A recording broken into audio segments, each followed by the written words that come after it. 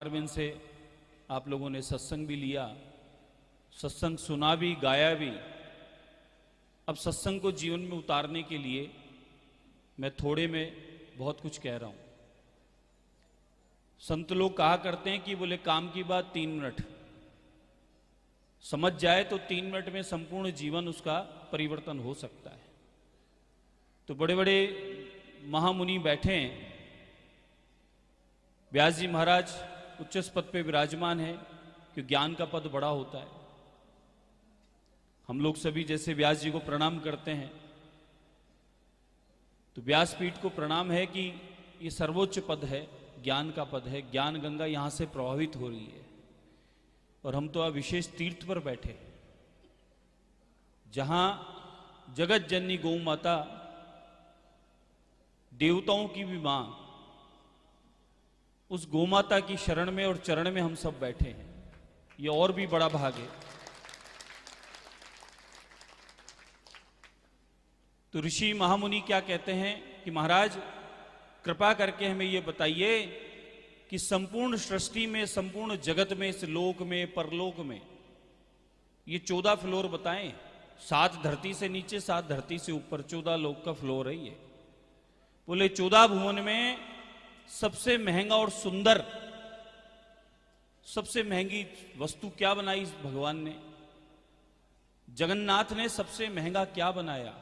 मैं सरल भाषा में बात कर रहा हूं, आपके मेरे सबके समझ में आई।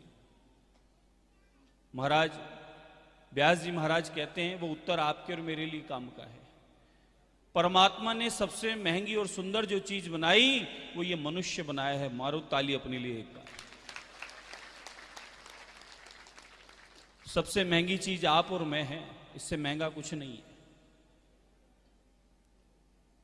और महाराज ये मनुष्य बनाने के बाद इस मनुष्य का प्रथम कर्तव्य क्या है, इसका काम क्या है, इसकी ड्यूटी क्या है? बोले मनुष्य बनने के बाद इस मनुष्य का प्रथम और अंतिम एक ही काम है, गोविंद की प्राप्ति। हम सबका एक ही लक्ष्य है, भगवान की प्राप्ति, भगवत भक्ति। कुछ एक लोगों का जरूर ये रहता है बस काम धाम व्यापार और कुछ नहीं। बाकी तो शास्त्र ये कहता है, ऋषियों का ये कथन है कि मनुष्य का पहला और आखिरी काम है भगवान की प्राप्ति। भगवान की प्राप्ति का मार्ग क्या बताया महाराज? तो आज की लौकिक दृष्टि से गुरु महाराज कहा करते थे, बोले भगवान की प्राप्ति का बहुत सरल और सुगम मार्ग है। बोले वो क्या? बोले जगन्नाथ 3 लोक के स्वामी, इनको प्राप्त करने का बहुत सरल मार्ग है। बोले क्या? बोले जप, तप और दान। बस 3 काम से आप कीर्तन करें, भजन करें, भगवान का नाम लेवें। ये भवसागर बताया कलयुग, और कलयुग में सबसे महंगा सुंदर जीवन भी मनुष्य का बताया। और मनुष्य ही एकमात्र ऐसा है जो भगवान की भक्ति करके भगवान को प्राप्त कर सकता है। ब्रह्मा जी के पास सारे देवी देवता इकट्ठे होकर चले गए कि देवादिदेव महादेव चले गए, सारे ऋषि महामुनि गोपिकाएं बनकर चले गए, दुनिया के माई और बाप महादेव बाबा भोलेनाथ स्वयं गोपेश्वर बनकर चले गए। तो हमारे में क्या कमी रह गई? हमें भी भेजो। ब्रह्मा जी बोले तुम देवताओं देवलोक में आनंद करो, स्वर्ग का आनंद लो, तुम धरती पे क्यों जाना चाहते हो? बोले महाराज जगत के स्वामी तो धरती पर हैं, और उनको प्राप्त करने का मार्ग वो यही है जो सब नीचे जाके और उनकी भक्ति कर रहे हैं, उनका भजन कर रहे हैं, उनके रास महोत्सव में उस मंडल में शामिल हो रहे हैं। जगत के मालिक स्वयं देवादिदेव महादेव चले गए, हमें भी जाने दो। ब्रह्मा जी कहते तुम्हारे बाप का राज जाने दो। वो स्वयं दुनिया का वीजा बनाते हैं, महादेव हैं वो अपनी मर्जी से और आते और जाते हैं। तो देवता कहते महाराज हम क्यों नहीं जा सकते? बोले कई जन्मों के पुण्य प्रताप ये देवताओं के लिए भी लागू होती है। देखो आप, हम कितने भाग्यशाली, ये विचार करो। कई लोग छोटी छोटी बात पे अपने जीवन को समाप्त करने की बात कहते हैं। छोटे छोटे दुख से दुखी हो जाते हैं। महाराज, संघर्ष तो भगवान कृष्ण लौकिक रूप में आए तो जेल से प्रारंभ हो गया। राम जी पधारे राजा बनकर, तो राम जी महाराज को भी वनवासी बनना पड़ा, राक्षसों से लड़ना पड़ा, गौ माता के लिए, ऋषियों की रक्षा के लिए निज मनुज लियो अवतार, भगवान ने अवतार लिया गौ की रक्षा के लिए, वेद पुराण शास्त्रों के, ऋषियों की, ब्राह्मणों की सेवा के लिए। तो जब राम जी को और कृष्ण को भी संघर्ष करना पड़ा, तो आपको और मुझको करना पड़े तो काई का विचार है। हमारे साथ तो गोविंद है। तो महाराज, 3 लोक से भगवान की प्राप्ति होती है, जप, तप और दान। देवताओं को भी ये नसीब नहीं होता मनुष्य जीवन। देवताओं को भी ब्रह्मा जी कह रहे हैं कई जन्मों का पुण्य प्रताप जब खाते में जमा होगा तब ये सुंदर महंगा जीवन आपको प्राप्त होगा। देवता भी सुगम नहीं आ सकते। आप और हम भाग्यशाली हैं, बड़भागी हैं कि हम लोग इस जीवन को प्राप्त किए हैं। महाराज, मनुष्य बन गए तो मनुष्य का काम क्या है? बोले मनुष्य का काम ही भगवान की प्राप्ति है, भगवत भक्ति है। और भगवान को प्राप्त करने का मार्ग बोले बहुत सरल है। बोले क्या? बोले जप, तप और दान। हर प्राणी नित्य प्रतिदिन भगवान का भजन करे, कीर्तन करे। ये नहीं कहा कि स्त्री करेगी पुरुष करे ना। गुरु के लिए, माता पिता के लिए और देवता के लिए स्त्री पुरुष का भेद नहीं बताया, क्योंकि सबके भीतर में आत्मा है और एकमात्र परमात्मा पुरुष स्वयं त्रिलोकी का नाथ है। तो हम सब ठाकुर जी की जब सेवा में जाते हैं ना, तो सखी भाव से जाते हैं, समर्पण भाव से जाते हैं। हमारे महाराज जी तो कहते थे, बोले भगवान के, गुरु के जाओ तो कुत्ते बनकर जाओ। बोले कैसे? बोले कुत्ता पूंछ लाते नहीं चरणों में लौट जाता, समर्पण भाव से। बोले ऐसे जाया करो। बोले उससे हाथ फेर दिया जाएगा, आशीर्वाद पूरा मिल जाएगा। वहां भी राजा बन के चले गए, मैं ये हूं, पद प्रतिष्ठा लेके चले गए, मैं फलाना ये हूं, तो बोले कोई कृपा नहीं होगी, क्यों? पद वही देता है और वही लेता है।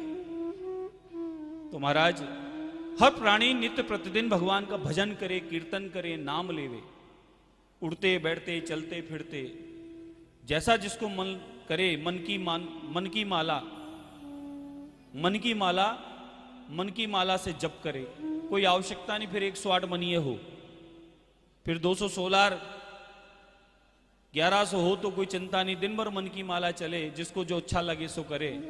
कोई दादू राम करे, कोई सीताराम करे, कोई राधे श्याम करे, जिसको जो अच्छा लगे सो करे, भजन करे। दूसरा काम तप।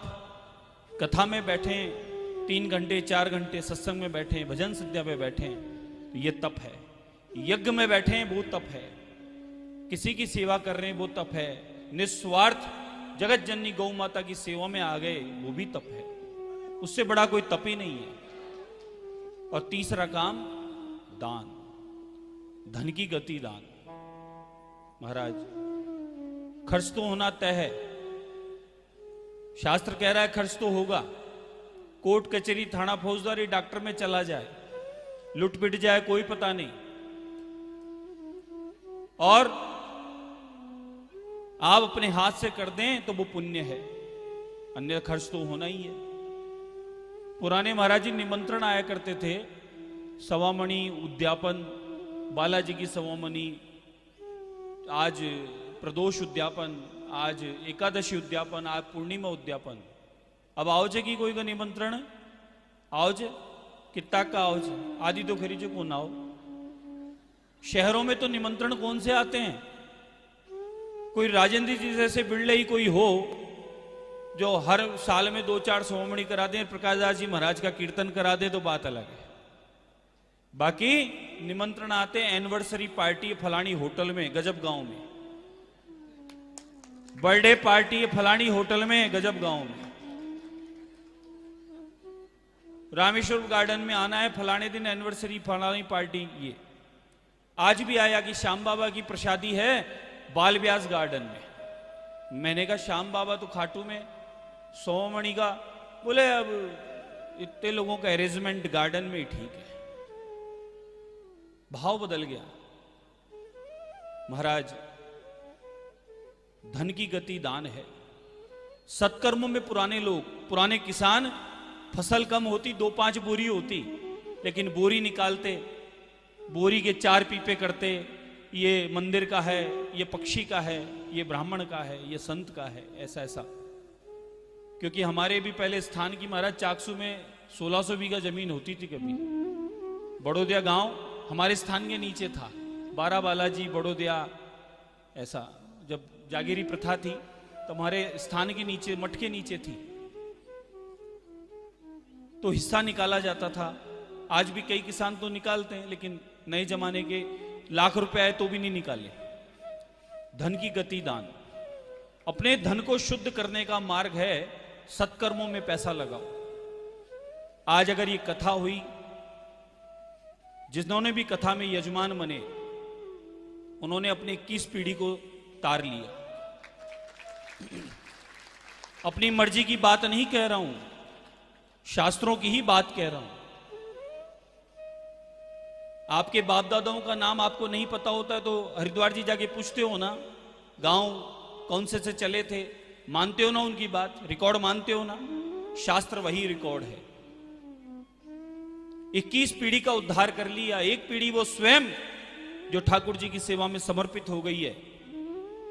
10 पीढ़ी जो पितृलोक में विराजमान है और वो इस अनुष्ठान में पुष्प वर्षा करके आशीर्वाद प्रदान कर रहे हैं। 10 पीढ़ी आने वाली, उन आने वाली पीढ़ियों में भक्ति होगी, सत्संग होगा, भजन होगा, दानवीर होंगे, क्योंकि उनके पूर्वजों का ये पुण्य, ये खाता, ये अकाउंट बोलेगा।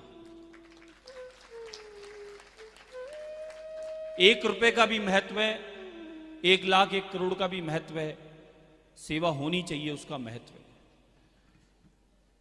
जो दान में लगा है, सेवा में लगा है, यथाशक्ति, तो माने उसके धन की वृद्धि होगी, पीढ़ियों का उद्धार होगा। पीढ़ी दर पीढ़ी उसके घर में समृद्ध लोग होंगे, दानवीर होंगे, बुद्धिजीवी होंगे, भक्ति में वातावरण में जन्म लेंगे, विकार नहीं होंगे, व्यर्थ के विचार नहीं होंगे। इसका बड़ा लाभ है। और जो तप करते हैं उसका तन निरोगी रहता है। सत्संग किए, भजन किए, ताली बजाए, यज्ञ किए, तन निरोगी रहेगा। तन स्वस्थ रहेगा तो गोविंद की तरह 126 सालों तक राज करोगे। तप का ये लाभ है। और भजन का लाभ भी बहुत अत्यधिक है इस युग में। आजकल नई नई बीमारी चली है। किसी से पूछो क्या हो गया था बाबूजी को, पता ही नहीं चला, साइलेंट आया, चुपचाप आया और बाबूजी को लेके पधार गया। ये कहां से आता है साइलेंट? ये साइलेंट आता है जो सत्संगी नहीं होते। जो सत्संग करते हैं, भजन करते हैं, भगवान का नाम लेते हैं, कीर्तन करते हैं, उनके चिंता नहीं होती, क्योंकि साइलेंट आता है डिप्रेशन से, तनाव से। छोटे छोटे बालक बालिकाओं को पूछो, बहुत टेंशन में हो। अगर सत्संग भजन हो, उनके जीवन में भी रोज एक हनुमान चालीसा हो, 2, 5, 10 मिनट का भगवान नाम कीर्तन हो, दादी बाबा के साथ बैठ के सत्संग की कथा हो, पूर्व आचार्यों की चर्चा हो, तो महाराज तनाव और चिंता उसको सता नहीं सकते। तनाव से मुक्ति का साधन है ये सत्संग, ये भजन, ये सुविचार। महाराज गा के सुना रहे थे, महाराज कथा से भक्ति प्रदान कर रहे थे, मैं आपको सुना के और भक्ति का महत्व बता रहा हूं। बात एक ही है, समझना आपको है। आप इसलिए बड़भागी, मैंने कहा इसलिए बड़भागी हैं, सौभाग्यशाली हैं, विशेष कृपा पात्र भगवान के कि आपको सुंदर महंगा जीवन मिला है। बंधुओं, आज उत्सव गौमाता की इस गौशाला में, गो तीर्थ में है, और महाराज जी संपूर्ण भारत में अपने सत्संग के माध्यम से गौमाता की सेवा का कार्य करते हैं। महाराज जी सोचे मुझे क्या पड़ा, मैं अकेला जी हूं, मेरे दादू राम, भजन कर लो, 2 रोटी सीताराम। लेकिन नहीं, महाराज जी ने अपनी ड्यूटी समझ रखी है कि मेरी ड्यूटी है, मेरी जिम्मेदारी है, मेरा दायित्व, मेरा कर्तव्य बनता है। ये हर एक वैष्णव का जिम्मेदारी बनता है। ये मैं स्वयं न कर पाऊं तो महाराज जी के सहयोग करके उसकी सेवा में हाथ बटा सकता हूं। ये हम सब की ड्यूटी है कि दिन रात जिस प्रकार से 24 घंटे भागते फिरते हैं, एक गाड़ी छोड़ी दूसरी, एक फ्लाइट छोड़ा दूसरा पकड़ा, क्यों? कि मेरी गौ माता की अच्छी से अच्छी सेवा हो पाए, मेरे इस क्षेत्र में कोई भी गौ माता किसी भी रूप में भूखी न रहे, मेरी गौ माता किसी भी रूप में किसी अभाव में न रहे, उसके लिए लगे रहते दिन रात। आज उसी क्रम में आप हम सब उपस्थित हुए हैं। उत्सव है नानी बाई का मायरा, और महाराज जी ने क्या कहा कि मायरा तो नानी बाई का है, लेकिन भरना गौ माता के निमित्त है। हर एक अनुष्ठान में भाव भगवान का, गौ की सेवा का। सत्संग है तो गौ माता की सेवा है, मायरा है तो गौ माता के निमित्त भरना है। महाराज, ये नानी बाई का मायरा आप हमने सुना है, कथा तो जितनी बार सुनती उतनी बार अमृत लगता है। कभी मीठे से मन भरता है कि डायबिटीज हो तो भी मन करता और खाऊं। वही है सत्संग और कथा और संतों की सनिधि।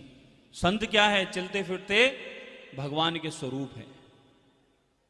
और शास्त्र कहता है कि ये पार्षद हैं। किसके? बोले भगवान के। ये भगवान का संदेश लेके हमारे बीच आए हुए हैं, और कोई ना कोई काम भगवान के दिए हुए हैं, वे करने के लिए आए हैं। कोई कितना विरोध करे, कोई कितनी मिथ्या चर्चाएं इधर उधर करे, लेकिन जिसके भाव और संकल्प में यह है कि मुझे ये काम करना है, सेवा करनी है और गोविंद को समर्पित गौ की सेवा करनी है, तो महाराज वह गौ ही रक्षा करती है, वह गौ ही सेवा को आगे बढ़ाती है। तभी आज इतने हजारों लाखों की संख्या में संपूर्ण भारत से लोग जुड़े हैं गौ सेवा से। गौ की सेवा से पितरों की प्रसन्नता सबसे सर्वोपरि। आजकल कहीं ना कहीं सुनने में आता है कि कहीं कोई दोष है तो उसका निवारण है पितरों की सेवा का, गौ सेवा। गौ की सेवा, पितरों की सेवा। धन की, लक्ष्मी की प्राप्ति की कृपा चाहिए तो गौ सेवा, क्योंकि लक्ष्मी विराजमान है गौ माता। और भगवान की, गोविंद की भी कृपा और भक्ति चाहिए तो गौ सेवा, क्योंकि स्वयं भगवान गोविंद गौ माता की सेवा करते थे। नंगे पांव प्रातः ग्वाले बने निकलते थे और संध्या में ग्वाल मेला में सब गौ माता की सेवा करते हुए वापस लेके आया करते थे। तो जिस भगवान को हम मानते हैं उसकी बात भी माने, उनके स्वभाव को भी जाने और समझें कि भगवान का संदेश है गौ सेवा सर्वोपरि है। आपकी छोटी से छोटी, बड़ी से बड़ी किसी भी रूप में सेवा होती हो महाराज, वे गोविंद को ही समर्पित है सेवा, वे निष्फल नहीं जाने वाली। कहां किस रूप में आपको बचाएगी ये गोविंद पर छोड़ दें। नानी बाई का मायरा आप हम सुने, नरसिंह मेहता की भक्ति, मां मीरा की भक्ति, रैदास सूरदास की भक्ति, ये सब कलयुग के ऐसे भक्त हुए जिनको भगवान ने साक्षात्कार किया, दर्शन दिया, और भगवान ने सह शरीर उनको भीतर में ले लिया। इनकी कोई समाधि नहीं है कहीं, भगवान ने इनको भीतर में ले लिया। महाराज नरसिंह मेहता का देखिए आप भाव। नगर सेठ थे, कोई मांग खाने वाले थोड़े न थे हमारी तरह, नगर सेठ थे। महाराज नरसिंह मेहता ने सब कुछ त्याग कर गोविंद को समर्पित हो गए, और रोज भजनों की माला बनाए और गोविंद को समर्पित अर्पित करें। गोविंद को स्वयं को चलकर आना पड़ा, किसना खाती भी बनना पड़ा, और नानी बाई का भाई बनकर मायरा भी भरना पड़ा। यह है भक्ति की शक्ति, आपका संकल्प, आपका समर्पण। और आपको यह भय हो गया नरसिंह में तो क्या लोगों ने नहीं कहा होगा, लोगों ने कहा, घरवाली ने कहा, अजी बोले बावड़ा होगा कि एक साड़ी तो छोड़ो, सारी साड़ी का बक्सा ही थे बांट दिया लोग। बोले सब कुछ त्यागना है, सब बांटना है। बात किया बरला है बाई एक भी को ब्याह किया। बोले वो जाने, उसका काम जाने, सामराज सेठ की चिंता। ऐसा भाव, ऐसा समर्पण महाराज, जिसमें ऐसा भाव और समर्पण आ जाए तो गोविंद को स्वयं को आना ही पड़ता है। ये कलयुग की घटना है, कोई पुरानी द्वारकाधीश के समय की बात थोड़ा ही है, ये हमारे और आपके समय की बात है। स्वयं सांवरे सेठ को आकर मायरा भरना पड़ा। भगवान ने बात रखी भगत की। ये वही कथा है जो आपको विश्वास जगाती है, मन में ये संकल्प दिलाती है कि हमारी भक्ति, हमारी प्रार्थना, हमारी सेवा वो निष्फल नहीं जाएगी। सांवरा सेठ हमारी भी बात खराब नहीं होने देगा। आप लोग बड़भागी हैं इसीलिए कि आपके जीवन में सत्संग है, भजन है, कीर्तन है और ऐसे संतों की सनिधि है जो सत्संग के माध्यम से आप हम सबके जोड़कर हमारे जीवन का धन्य बहु बड़भागी बना दिए कि हमें ठाकुर जी के निकट कर दिए। भगवान के सत्संग से जोड़कर, भगवान के भजन से जोड़कर हमें सही मायने में भक्तों की श्रेणी में ला दिए। ताली बजाओ जोरदार। महाराज, आज समापन दिवस है, कल समापन दिवस है और समापन की पूर्व संध्या पर हमें भी ठाकुर जी का सत्संग मायरे के मध्य में भगवान का आश्रय लेने का हमें अवसर मिला। आज विराजमान सभी विद्वज्जनों को, व्यासपीठ को, परम श्रद्धेय महाराज श्री को, आए हुए सभी संतों को, भक्तों को बहुत बहुत कोटिश वंदन। ठाकुर जी हम पर कृपा करें और निरंतर ऐसे ही सत्संग और सेवा से हम गौ की माता की सेवा और रक्षा करते रहें। बंधुओं वैष्णवों के होते ये भादो मास चल रहा है, चलते चलते एक बात और कह जाता हूं। भाई साहब बैठ जाओ 2 मिनट और। राजेंद्र जी 1 मिनट और। तेजाजी महाराज हमारे लोक देवता, गांव गांव गली गली में हम लोग पूजते हैं, भोग लगाते हैं, खीर पुए इत्यादि का। आप सबको पता है तेजाजी किस लिए समर्पित हो गए? गौ की रक्षा के लिए, गौ की सेवा के लिए। गौ की सेवा के लिए नाग देवता से भी सामना कर लिए और समर्पित हो गए। गौ की रक्षा के लिए समर्पित हो गए, अपने जीवन को न्योछावर कर दिए। ऐसे वीर तेजाजी महाराज की जय हो। और हम लोग भैंस की खीर बनाते हैं, तेजाजी के भोग लगाते हैं और तेजाजी लेते ही नहीं है वो भोग। तेजाजी स्वयं तो गाय को समर्पित हो गए और भैंस की खीर तेजाजी कैसे लेंगे?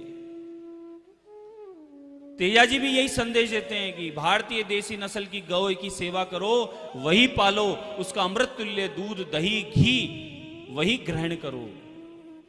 रामदेव जी महाराज गौ की सेवा और गौ की रक्षा के लिए समर्पित हो गए। ये सब देवताओं के अवतार थे, कलयुग में इसलिए आए थे कि आप हमको संदेश देने कि गाय की रक्षा करो, भक्तों गायों की रक्षा करो।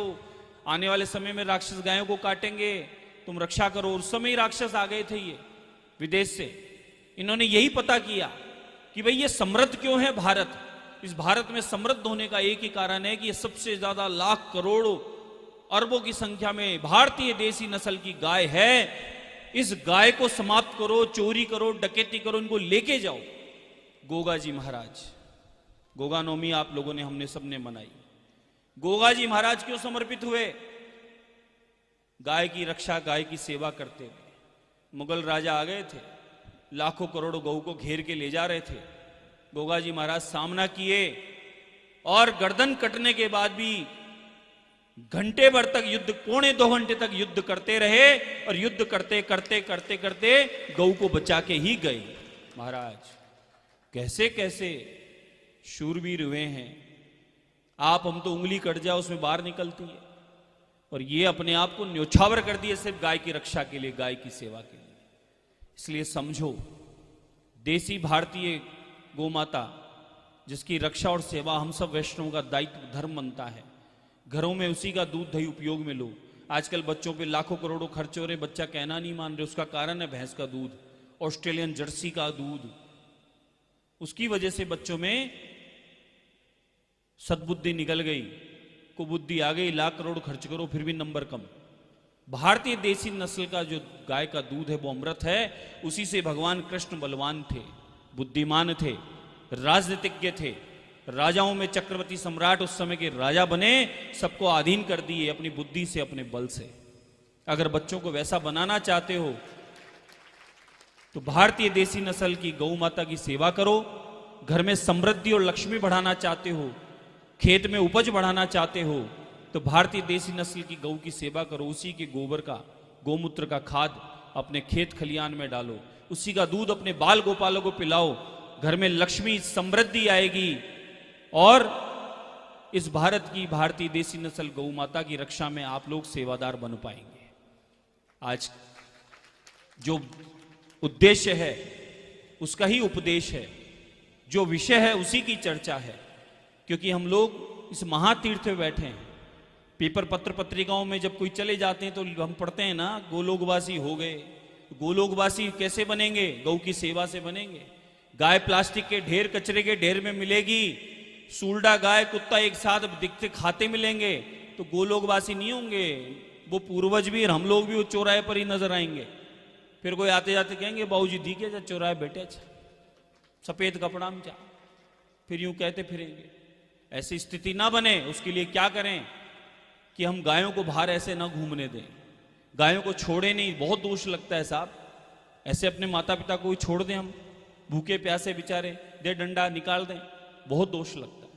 महाराज जैसी व्यवस्था है उसमें गौ की सेवा करो, रक्षा करो। आपकी बस की नहीं है तो जितना आपसे बस की हो उतना आप सेवा गौशाला में प्रदान करो और महाराज जी के हाथ जोड़ लो कि महाराज इस गौ माता को आप संभालो, आप सेवा करो, हमसे जो होगा सहयोग करेंगे। महाराज बस एक इस व्यासपीठ से, इस मंच से, इस गौ महातीर्थ से और आज के इस अनुष्ठान से एक ही संदेश है कि किसी भी रूप में आप गौ की सेवा करें, संतों की सेवा करें और संतों की सेवा में भी समर्पित रहें। क्यों कि संत रहेंगे तो ये भारत भूमि, ये धर्म भूमि, ये अध्यात्म भूमि, ये गौ की रक्षा हो पाएगी। संत नहीं होंगे तो महाराज जल उठेगा ये संपूर्ण संसार। इनके भजन के प्रताप से, इनके तप के प्रताप से, इनकी सेवा के स्वभाव और भाव से ही हम लोग सीख लेते हैं, प्रेरणा लेते हैं और इससे हमारे प्रेरणा लेकर हमारे जीवन हमारा धन्य करते हैं, इस जीव का कल्याण करते हैं। भक्ति नहीं हो, भजन नहीं हो, सेवा नहीं हो तो जीवन व्यर्थ है साहब। राक्षस में, जानवर में हमें फर्क क्या रहा? फिर ये मनुष्य होना यही तो सौभाग्य है।